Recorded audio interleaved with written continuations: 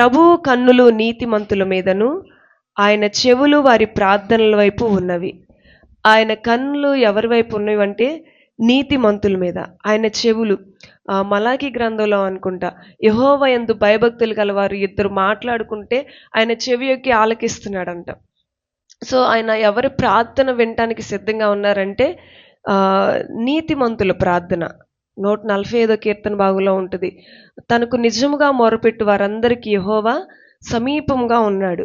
So ఈ పాపము, అవిధేయత మన హృదయంలో ఉంచుకుని మనం దేవుని సన్నిధిలో ప్రార్థిస్తే ఆ ప్రార్థనకి జవాబు రాదని ఈ యొక్క వచనంలో తెలియజేస్తున్నాం. అయితే ఇక్కడ దావీదు యొక్క అనుభవం ఏంటంటే ఆ 19వ వచనంలో నిశ్చయంగా దేవుడు నా మనవి అంగీకరించున్నాడు.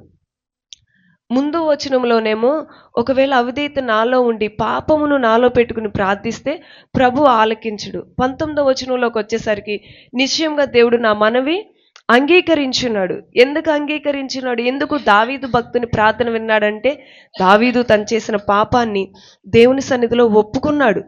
పశ్చాత్తాపంతో దేవుని సన్నిధిలో ప్రార్థించాడు. దేవుడు నా ప్రార్థనను త్రోసివేయలేదని కింద ఆయన సాక్ష్యం ఇస్తున్నాడు. కీర్తన 51:17 వచనంలో ఉంటుంది కదా, విరిగి నలిగిన హృదయాన్ని నీవు అలక్ష్యము చేయవు.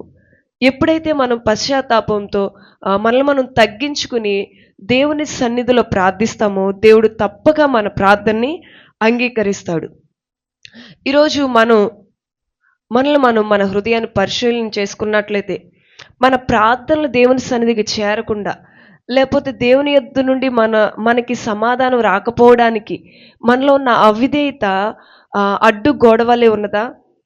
లేకపోతే ఇంకా ఒకవేళ మనలో ఉన్న అవిధేయత దేవుడు చూపించినప్పటికీ దాన్ని ఇంకా వదిలిపెట్టకుండా, విడిచిపెట్టకుండా ఆ పాపాన్ని లోపలే దాచిపెట్టుకుని ఇంకా దేవుని సన్నిధిలో అలాగే ప్రార్థిస్తూ దేవుడు ఇంకా చేయలేదని దేవుడి మీద ఏమన్నా అసహనంగా ఉంటున్నామా అని ఈరోజు మనల్ని మనం పరీక్షించుకోవాలి. ఎప్పుడైతే తగ్గించుకుని పశ్చాత్తాప హృదయంతో మనం చేసిన అవిధేయతను, చేసిన పాపాన్ని ఒప్పుకొని విడిచిపెట్టి దేవుని సన్నిధిలో ప్రార్థిస్తామో దేవుడు మన యొక్క ప్రార్థనను ఆలకిస్తాడు. తప్పకుండా మన జీవితంలో గొప్ప కార్యం జరిగిస్తాడు.